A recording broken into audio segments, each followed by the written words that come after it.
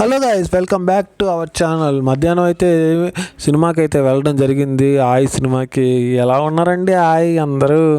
ఈ సినిమా అయితే ఒక బీభత్సంగా ఉంది, ఒక రేంజ్లో అయితే ఉంది. నాకైతే బాగా నచ్చింది గైస్. ఎందుకంటే ఫుల్ కామెడీతో రన్ అవుతూ ఉంటుంది. ఒక చిన్న విలేజ్లో ఎలా రన్ అవుతుందో మొత్తం కామెడీ బేస్ మీద అదైతే బాగా చూపించారు మనకి.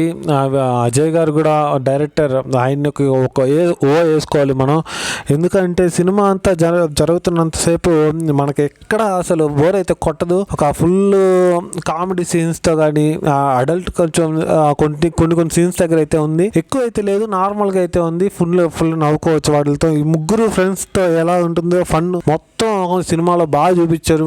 హాల్ నుంచి బయటకు వచ్చిన తర్వాత ఫుల్ నవ్వుకున్నాము అనే సాటిస్ఫాక్షన్ అయితే ఉంటుంది ఈ సినిమాలో. ఎక్కడ కూడా అసలు తగ్గలేదు. ఒక చిన్న విలేజ్లో ఒక స్టోరీ తీసుకొని రైటర్ గారు బాగా రాయడం జరిగింది ఈ సినిమాలో.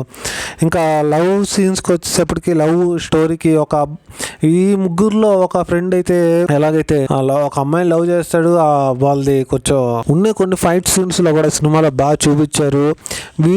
ఈ ముగ్గురు ఫ్రెండ్స్ లో ఒక అతను లవ్ చేస్తాడు ఒక అమ్మాయిని. వీళ్ళిద్దరు ఎలా సపోర్ట్ చేస్తారో, వాళ్ళ మధ్య ఎలా గొడవలు వస్తాయి, మళ్ళీ ఎలా కలుస్తారు అనేది సినిమాలో ఉంటుంది. మొత్తానికి వీళ్ళ ముగ్గురు మధ్య కమ్యూనికేషన్ అయితే ఒక రేంజ్ లో అవుతుంది. ఈ సినిమాలో బాగా నవ్వుకోవచ్చు వాళ్ళని చూసి. ఒక బోల్డ్ అయితే ఉంటాయి కొన్ని డైలాగ్స్, అది ఎక్కువ అయితే ఉండదు. నార్మల్ గా ఫన్ చేసుకుని నవ్వుకోవచ్చు. అందరూ అయితే బాగా ఎంజాయ్ చేస్తారు. Must watch. బాగుంది సినిమా అయితే, వెళ్ళి చూడండి హాల్కి వెళ్ళేసి. నా రేటింగ్ అయితే దీనికి 2.5 అయితే ఇస్తున్నాను 5కి.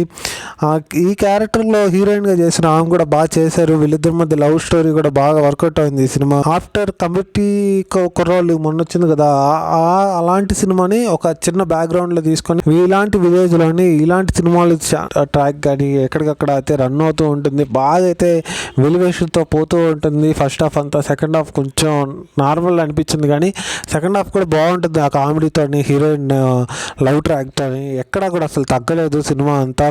ఇంకా విలన్ అనేది ఏం లేదు. ఆ లవ్ స్టోరీకి వీళ్ళిద్దరి మధ్య రన్నింగ్కి ఎలా అయితే చూపిస్తారో అదే విలన్. అలాగే హీరో ఎలా ఎదిరించాడని చెప్పేసి, విలన్ని ఎలా ఎదుర్కొన్నారని చెప్పి సినిమాలో చూపించడం జరిగింది.